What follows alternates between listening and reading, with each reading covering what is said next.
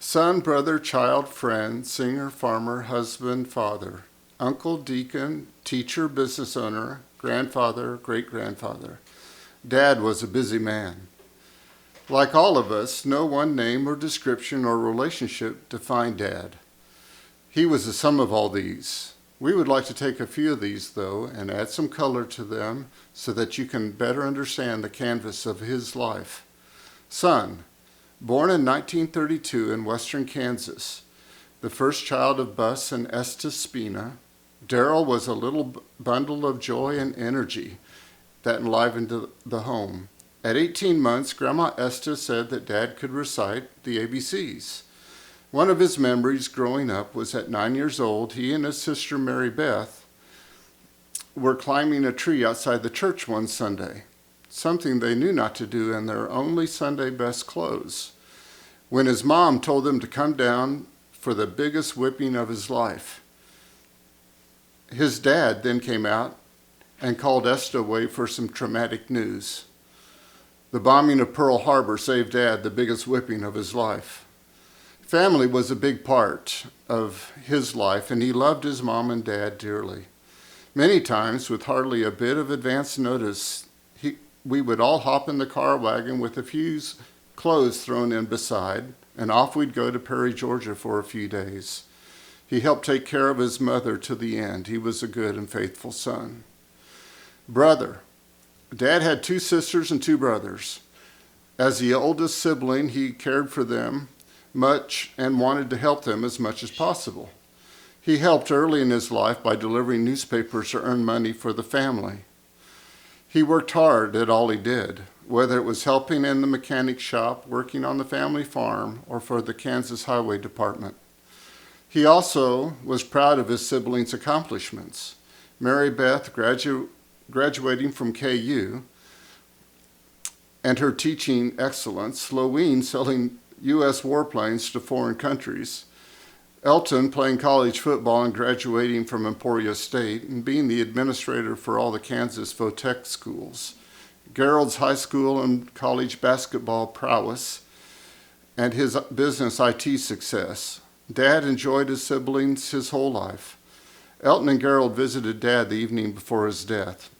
And during a short lull between stories and jokes, Elton asked Dad what he'd been doing. Dad pointed to different spots on the bed and quickly replied, "Well, I've been lying here on this side, lying on that side, and lying there on that side, and that's about it." Dad loved his sisters and his brothers. Being a husband is more than just being married to someone. A husband is actually one who manages or stewards someone or something. And the original meaning of the word was one who tills or cultivates. So to be a husband is a big responsibility. And if done properly, a rewarding mission and one worthy of honor and recognition. To be a successful husband once in a lifetime is a major accomplishment. To be one twice is really something to take note of.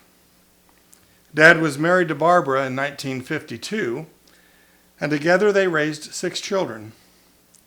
Because of the size of his family, Dad was often asked whether or not he was a Catholic, to which he replied, "No, passionate Baptist." His real passion was for God and his family. He cared for Barbara and his family through 30 years of marriage and 15 years of illness, when statistically 90% of marriages would be dissolved. In 1987, he embarked on another mission of husbandry, this time blending 2 families together through marriage to Marita, whom we are blessed to call Mom. Father, of all his accomplishments, I believe he would consider fatherhood the one accomplishment that brought him the most joy. He was always teaching kids, his own and anyone else around. And one way he taught was through giving us jobs to do, firmly believing that idle hands are the devil's playground. Our friends were included in our work, and Sunday after church they were actually excited to come out to our house and do Spena work. hoeing and watering the 1/3 acre garden with buckets drawn from the cistern. We learned that work is rewarding and something that we can enjoy. Dad was determined to teach us the value of money. And to earn our own spending money, he gave us jobs like pulling weeds at the value of 1/100th of a cent per weed. You had to get the root for it to count. But life lessons of integrity, kindness, family, community, strength under trial, and godly faithfulness were his goals in fatherhood that he transferred to his children. Grandfather, great-grandfather. For Dad, one of the blessings of being a father was the joy of grandfathering. The adventure of being a papa began with Faith, a precious little blonde 2-year-old who bounced into his life. And the grandkids and the great-grandkids continued to come. He was a grandpa to 19 grandkids, 18 great-grandkids, and at the time of this writing, with 2 more on the way. His only regret was not being able to spend more time with each one of you. But Dad would want you to know how much he loved each one of you. Friend, Marty and I were sitting with Dad a few days ago, and I asked him, Dad, who was your best friend? After a moment's reflection, he said that he had known lots of fine men and friends, but if he had to narrow it down to one man, he would say it was Ralph Keith. He related that Ralph came alongside him, listening to his troubles, offering help and wisdom, praying with him, and helping him with financial opportunities when money was short, which was often due to his large family.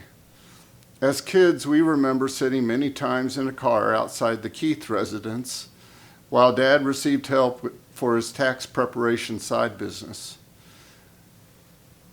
Dad also helped Ralph in his refinishing and repairing bowling pins business.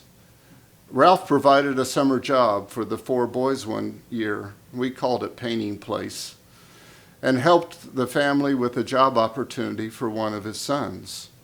Dad had a friend, and he was a friend to others. Child, this was saved for the last, not because it's the least important, but because it's the most important. Dad knew whose child he was, God's, and how to be a good child. His childlike faith was based on a personal knowledge of God through his Son, Jesus Christ, and the knowledge of his word through study and application. Dad's faith was strong and deep, evident to the end of his life.